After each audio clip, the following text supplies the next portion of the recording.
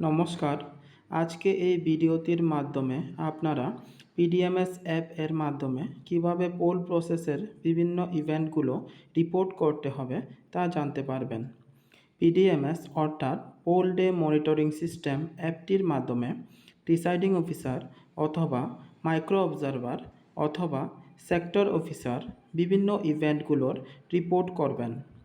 প্রথমত এই অ্যাপটি কিভাবে ইনস্টল করতে হয় তা আমরা দেখব।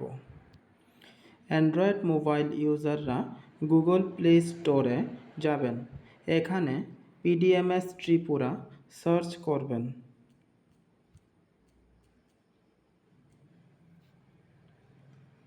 এই যে অ্যাপটি দেখাচ্ছে এটা ইনস্টল করবেন।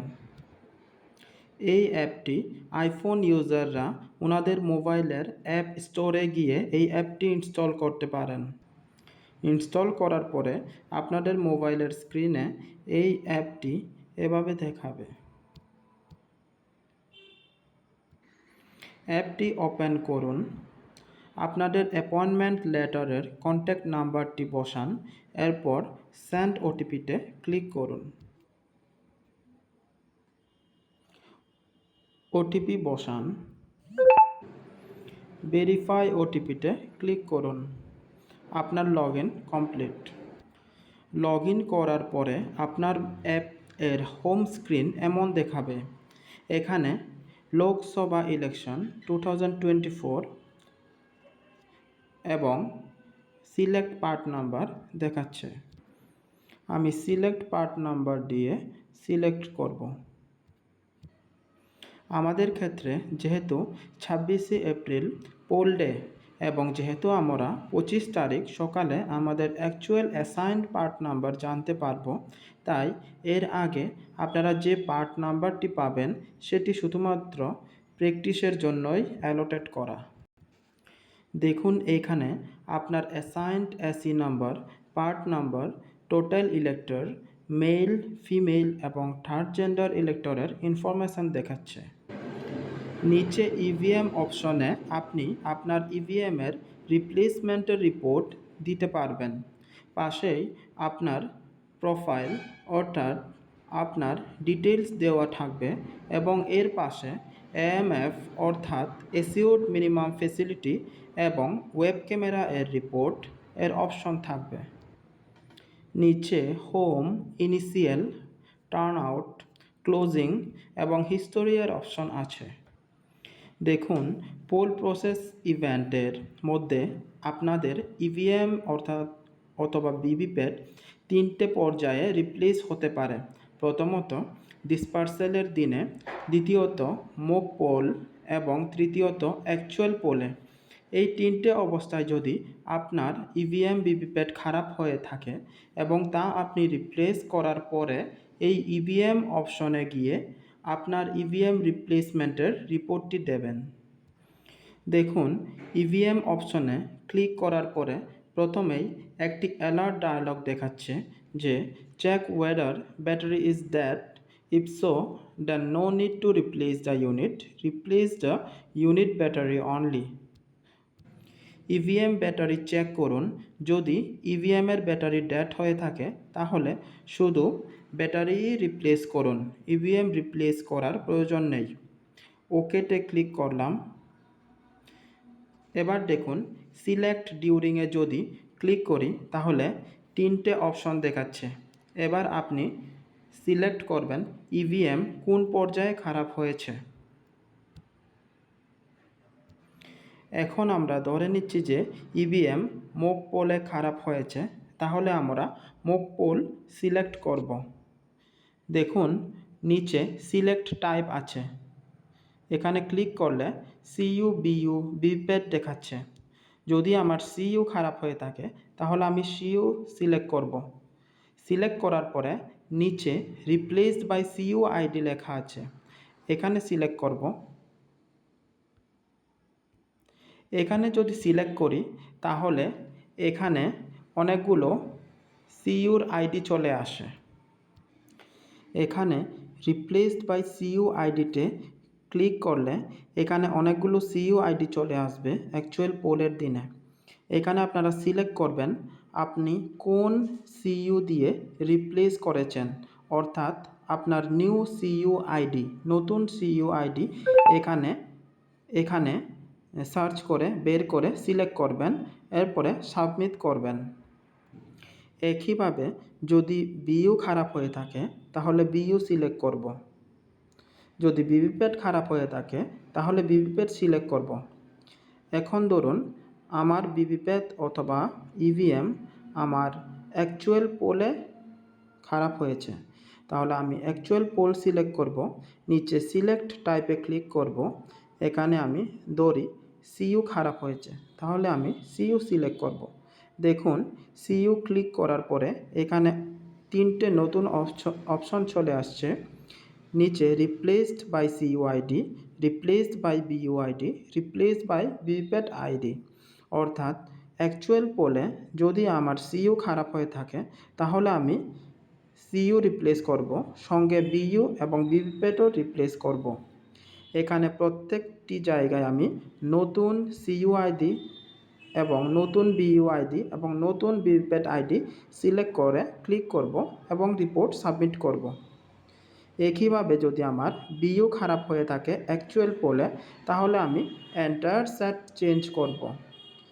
যদি আমার ভিভিপ্যাট খারাপ হয়ে থাকে তাহলে আমি শুধুমাত্র আমার ভিভিপ্যাট আইডি চেঞ্জ করব, অর্থাৎ রিপ্লেস করব।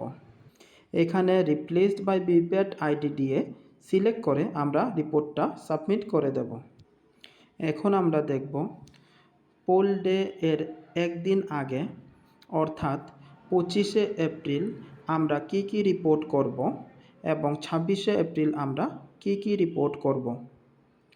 দেখুন এখানে নিচে home, initial, turn out, closing এবং হিস্টোরি দেওয়া আছে। এর উপরে দেখুন select election, select part number. আমি আমার ইলেকশন লোকসভা ইলেকশন 2024 সিলেক্ট করব।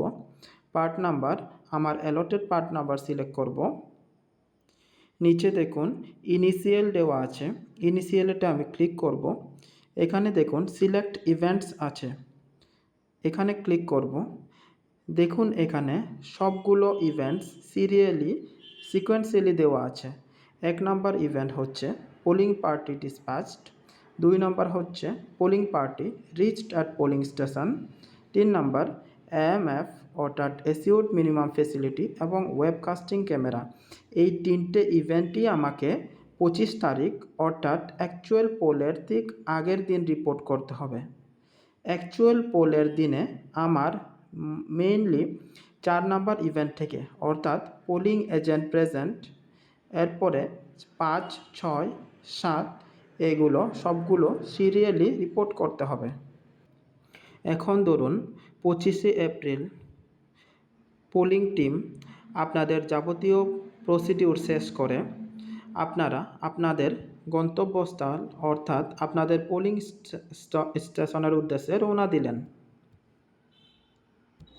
তাহলে আপনারা গাড়িতে উঠে আপনাদের পোলিং স্টেশনের উদ্দেশ্যে রওনা দেওয়ার সঙ্গে সঙ্গে আপনারা 1 নাম্বার অর্থাৎ পোলিং পার্টি ডিসপ্যাচড এই রিপোর্টটি সাবমিট করে দেবেন। রিপোর্টটি আমি সিলেক্ট করলাম এবং সাবমিট করে দেব। এরপর যদি পোলিং টিম তাদের নির্দিষ্ট পোলিং স্টেশনে পৌঁছে যায় তাহলে 2 নম্বর option polling party reached at polling station এই ইভেন্টটি রিপোর্ট করবে। এরপর পৌঁছার পরে পোলিং টিম প্রথমেই চেক করবে ওনাদের পোলিং স্টেশনে এএমএফ এবং ওয়েবকাস্টিং ক্যামেরা কি ইনস্টল করা আছে কি নেই। এএমএফ এবং ওয়েবকাস্টিং ক্যামেরাটা আমি সিলেক্ট করব। এখানে দেখুন লেখা আছে web camera installed.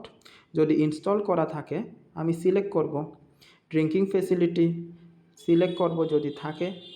Electricity availability যদি থাকে আমি সিলেক্ট করব। টয়লেট ফেসিলিটি অ্যাভেলেবল যদি থাকে আমি সিলেক্ট করব। সিলেক্ট করে আমি সাবমিট করে দেব।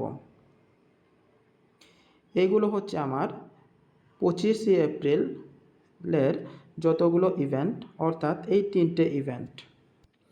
পরের দিন সকাল অর্থাৎ 26শে এপ্রিল সকাল পোলিং টিম প্রথমে রিপোর্ট করবে 4 নাম্বার ইভেন্ট অর্থাৎ পোলিং এজেন্ট প্রেজেন্ট। যদি পোলিং এজেন্ট প্রেজেন্ট থাকে তাহলে এই ইভেন্টটা রিপোর্ট করবেন। দেখুন নিচে লেখা আছে ফ্রম নাম্বার অফ ক্যান্ডিডেট। যদি ধরুন কোনো পার্টির ক্যান্ডিডেট উপস্থিত থাকে, ধরুন এক্স একটি পার্টি, ওয়াই একটি পার্টি এবং জেড একটি পার্টি, এই তিনটে পার্টি থেকে রিপ্রেজেন্টেটিভ এসেছে, তাহলে আমি এখানে 3 সিলেক্ট করব। 3 সিলেক্ট করে আমি আমার রিপোর্ট দেব। এখানে দেখুন 3 সিলেক্ট করলাম, এখানে দেখাচ্ছে দেখুন এনডিএ, ইন্ডি অ্যালায়েন্স এবং আদার্স লেখা আছে। এগুলোর মধ্যে যদি অপশনটি সঠিক হয় তাহলে আমি ওটাতে ক্লিক করব। যদি এই দুটো অ্যালায়েন্সের মধ্যে না থাকে তাহলে আমি আদার্সে সিলেক্ট করে রিপোর্ট সাবমিট করব। নেক্সট ইভেন্ট হচ্ছে আমাদের mock poll started. Polling agent যদি প্রেজেন্ট থাকে আমরা মক পোল স্টার্ট করব। মক পোল স্টার্ট করার সঙ্গে সঙ্গে আমরা এই 5 নাম্বার ইভেন্টটা রিপোর্ট করব এবং সাবমিট করে দেব।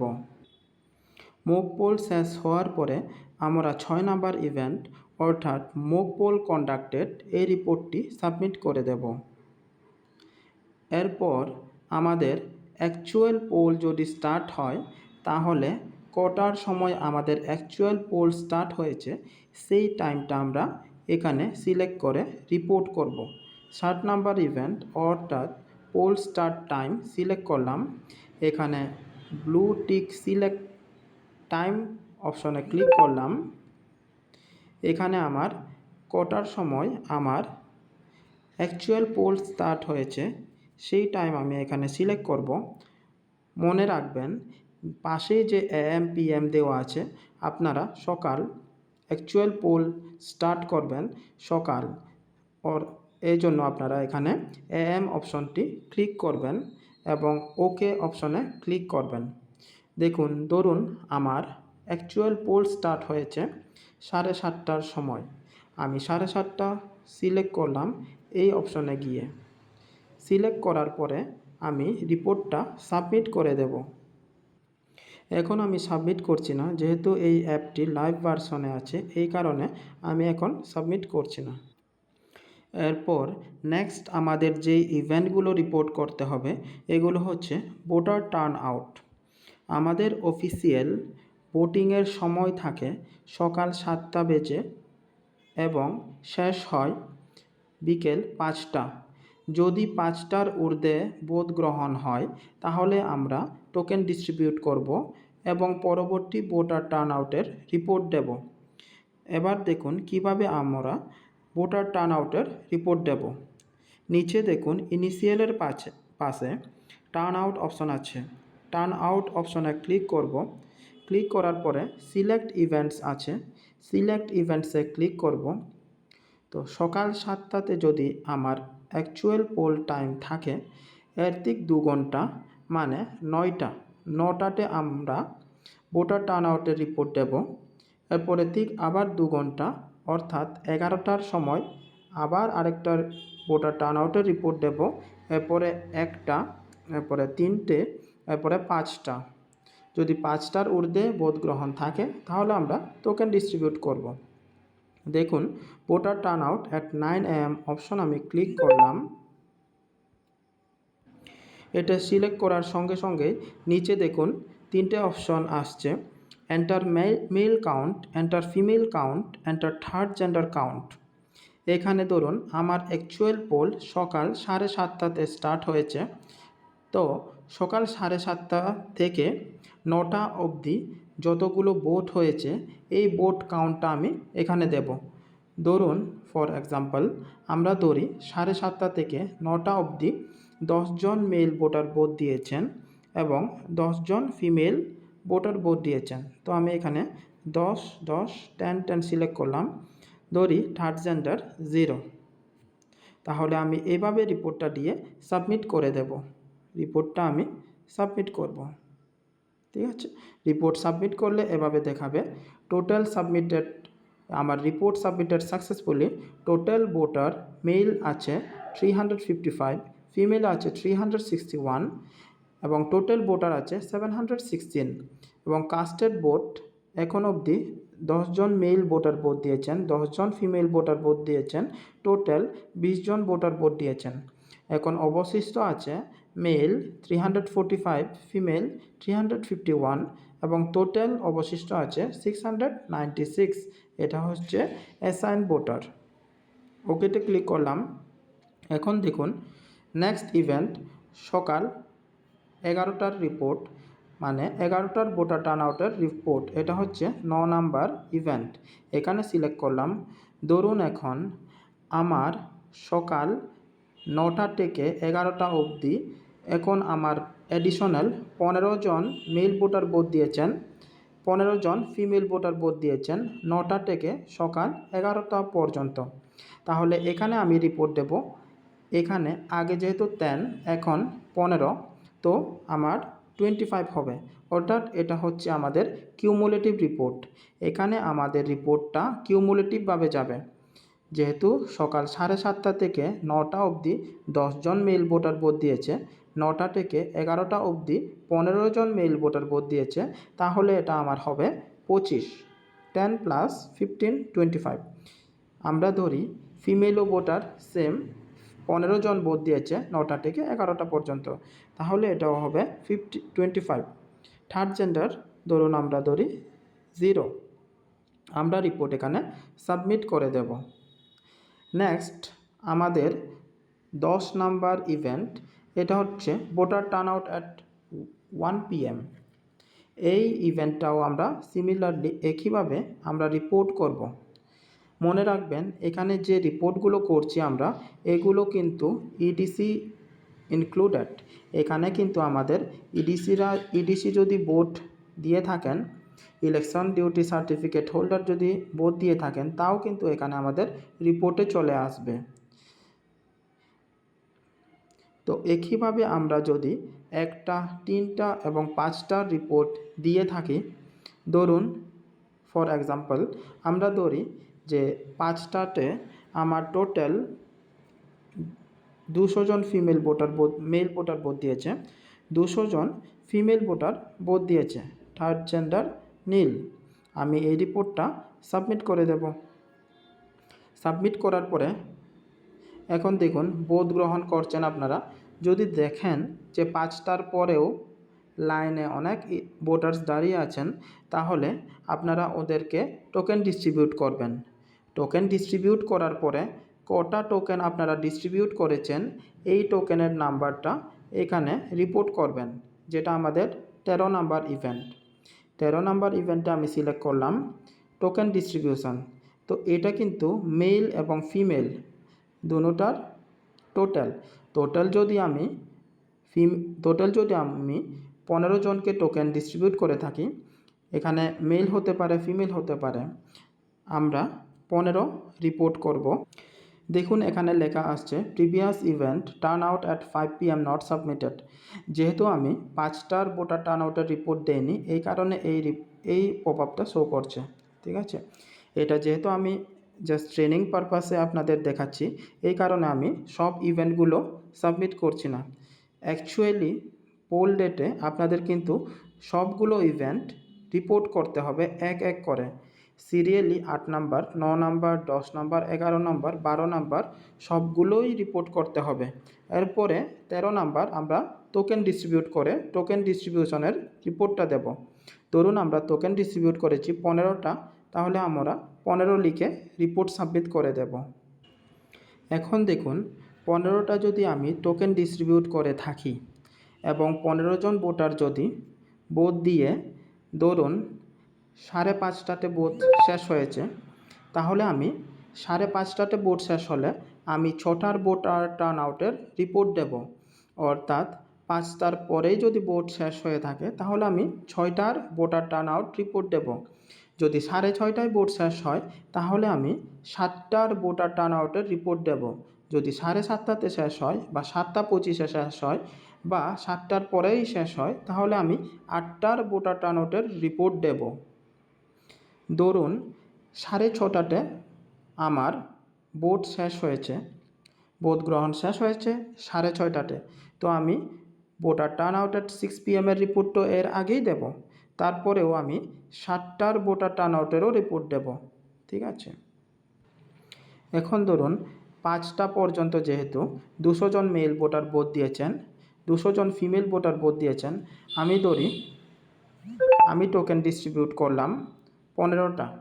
এখন আমার 6টা পর্যন্ত, 5টা থেকে 6টা পর্যন্ত ধরুন এখানে 205 অর্থাৎ 5 জন মেল টোকেন ডিস্ট্রিবিউশন হওয়া মেল 5 জন ভোট দিয়েছেন, টোকেন ডিস্ট্রিবিউট হওয়া 5 জন ফিমেল ভোটার ভোট দিয়েছেন, তাহলে আমার রিপোর্টটা এভাবে হবে 205 মেল 205 ফিমেল।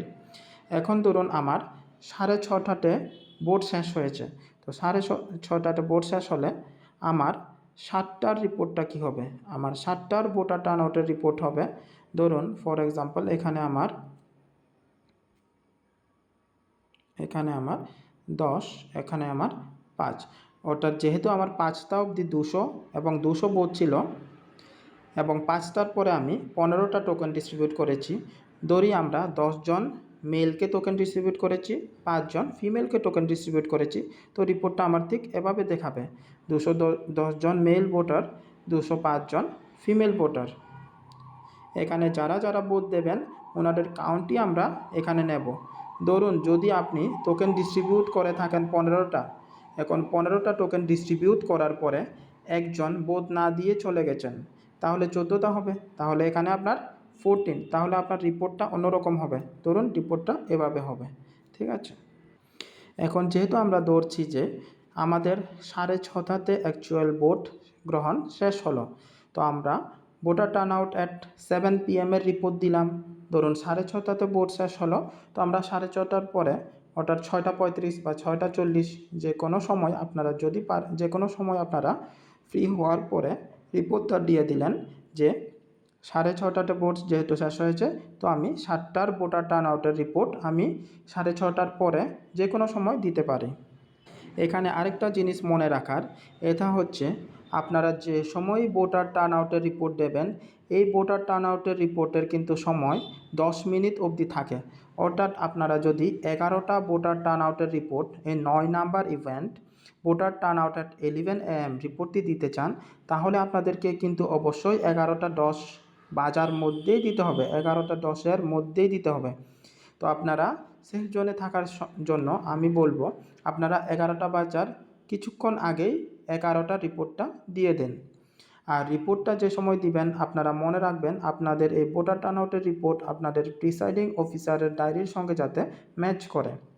এই কারণে প্রিসাইডিং অফিসাররা এই রিপোর্ট দেওয়ার জন্য নিজে দেবেন, নিজে যদি না দেন আপনার ফার্স্ট পোলিং, সেকেন্ড পোলিং বা এডিশনাল পোলিংকে দিয়ে যদি রিপোর্টটা দেন, তাহলে আপনারা অবশ্যই খেয়াল রাখবেন যে উনি রিপোর্টটা কত দিয়েছেন এবং আপনার প্রিসাইডিং অফিসার ডায়েরিতে কত আছে।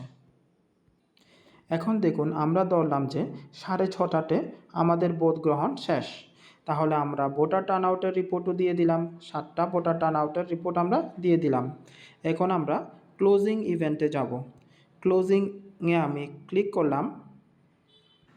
এখন আমরা ক্লোজিংয়ে সিলেক্ট করার পরে এভাবে দেখাবে সিলেক্ট ইভেন্টে যদি সিলেক্ট করি, দেখুন 17 number event poll closing time, 18 number event final voter turnout. তো আমার সিকোয়েন্সিয়ালি এভাবেই রিপোর্টটা দিতে হবে, যেহেতু আমি 7টার ভোটার টার্ন আউটের রিপোর্ট দিয়েছি। এখন নেক্সট রিপোর্ট হবে আমার 17 নাম্বার ক্লোজিংয়ের first option poll closing time. তো আমি প্রথমে পোল ক্লোজিং টাইম সিলেক্ট করব। যেহেতু আমরা ধরলাম যে 6:30টার সময় আমার ভোট শেষ হয়েছে, ভোট গ্রহণ আমার শেষ হয়েছে 6:30টার সময়, তো আমি 6:30 ক্লিক করে এখানে পিএমএ সিলেক্ট করব। পিএমএ সিলেক্ট করার পরে আমি ওকে দেব। দেখুন 6:30 দেওয়ার পরে এখানে 18:30 দেখাচ্ছে, মানে এটা 24 আওয়ার সেট করা আছে, এই কারণে এটা 18:30 PM দেখাচ্ছে। ঠিক আছে, রিপোর্টটা আমি সাবমিট করব। পোল ক্লোজিং টাইম রিপোর্টটা সাবমিট করার পরে নেক্সট আমার ফাইনাল ভোটার টার্ন আউটের রিপোর্ট দিতে হবে। ফাইনাল ভোটার টার্ন আউটের রিপোর্টে যদি আমি ক্লিক করি, তাহলে দেখুন এখানে অপশন আসছে enter male count, female count, third gender এবং ইডিসি কাউন্ট। ইডিসি কাউন্টটা কিন্তু এডিশনালি আসছে। দেখুন আমাদের ভোট শেষ হয়েছিল 6:30টাতে। তো আমরা 7টার ভোটার টার্নআউটের একটা রিপোর্ট দিয়েছিলাম। তো 7টার ভোটার টার্নআউটের যে রিপোর্ট দিয়েছি, এরপরে তো আমরা আর ভোট গ্রহণ করিনি। এই কারণে আমার ফাইনাল ভোটার টার্নআউটের রিপোর্টও সেমই থাকবে। আমরা ধরেছিলাম যে এখানে মেল ভোটার 210 এবং ফিমেল ভোটার 205, আমরা এভাবে ধরেছিলাম। Third gender 0। দেখুন ইডিসি কাউন্ট, এই ইডিসি কাউন্টটা হচ্ছে সকাল 7:30 থেকে বা 7টার থেকে একদম আমার ভোট গ্রহণ শেষ হওয়া পর্যন্ত টোটাল কতজন ইডিসি ভোটার ভোট দিয়েছেন এই নাম্বারটা আমরা এখানে বসাবো। ধরি আমাদের এখানে 10 জন মেল ইডিসি ভোটার ভোট দিয়েছেন, 5 জন ফিমেল ইডিসি ভোটার ভোট দিয়েছেন। তো আমি এখানে বসিয়ে এটা রিপোর্টটা সাবমিট করে দেব। ঠিক আছে, এখানে এই জিনিসটা মনে রাখবেন যে এখানে যেহেতু এন্টার মেল কাউন্ট 210 এবং ইডিসি কাউন্ট মেল কাউন্ট 10 দেখাচ্ছে, এটার মানে এই নয় যে 210 প্লাস 10 হয়ে যাবে টোটাল। এটা জাস্ট একটা রিপোর্টিং ফরম্যাট, এটা জাস্ট ফর রেকর্ড ইডিসি কাউন্টটা এখানে আপনার দিতে হয়। এইভাবে রিপোর্টটা দিয়ে আমরা রিপোর্ট সাবমিট করে দেব।